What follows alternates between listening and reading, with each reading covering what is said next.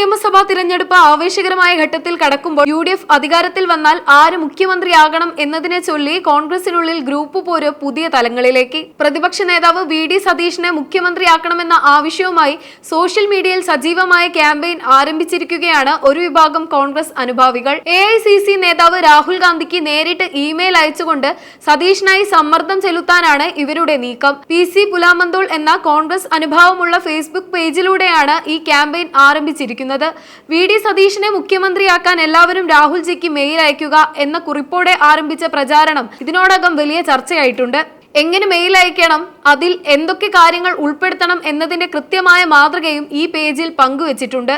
രാഹുൽ ഗാന്ധിക്ക് അയക്കേണ്ട ഇമെയിലിന്റെ ഉള്ളടക്കത്തിൽ VD സതീഷിനെ അനുകൂലിക്കുന്നവർ ചില വാദങ്ങൾ ഉന്നയിക്കുന്നുണ്ട്.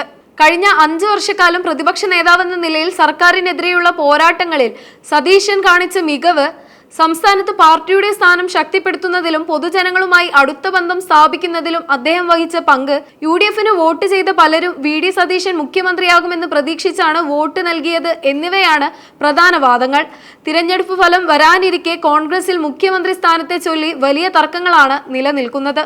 VD സതീശൻ മാത്രമല്ല, മുതിർന്ന നേതാവ് രമേശ് ചെന്നിത്തലയുടെ പേരും സജീവമായി ഉയർന്നു കേൾക്കുന്നുണ്ട്.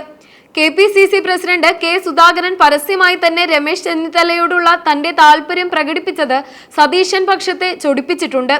തിരഞ്ഞെടുപ്പ് ഫലം വരാനിരിക്കെ കോൺഗ്രസിൽ മുഖ്യമന്ത്രി സ്ഥാനത്തെ ചൊല്ലി വലിയ തർക്കങ്ങളാണ് നിലനിൽക്കുന്നത്. 2021 നിയമസഭാ തിരഞ്ഞെടുപ്പിലെ കനത്ത തോൽവിക്ക് പിന്നാലെയാണ് ഹൈക്കമാൻഡ് ഇടപെട്ട് VD സതീഷിനെ പ്രതിപക്ഷ നേതാവാക്കി നിയമിച്ചത്. രമേശ് ചെന്നിത്തലയെ മാറ്റിയുള്ള ഈ തീരുമാനം അന്ന് വലിയ ഞെട്ടലുണ്ടാക്കിയിരുന്നു. എന്നാൽ നിയമസഭയ്ക്കുള്ളിൽ സർക്കാരിനെ പ്രതിരോധത്തിലാക്കുന്നതിൽ സതീശൻ വലിയ വിജയം കണ്ടു.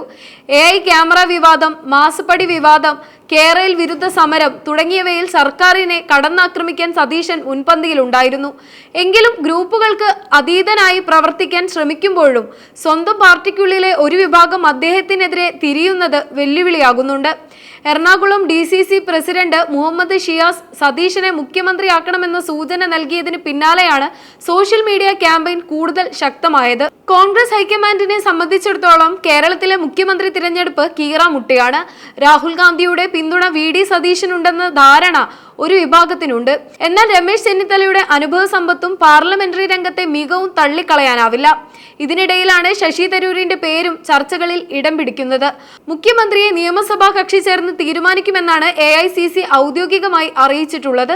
സോഷ്യൽ മീഡിയയിലെ ഇമെയിൽ ക്യാമ്പയിൻ ഹൈക്കമാൻഡിനെ എത്രത്തോളം സ്വാധീനിക്കുമെന്ന് കണ്ടറിയണം.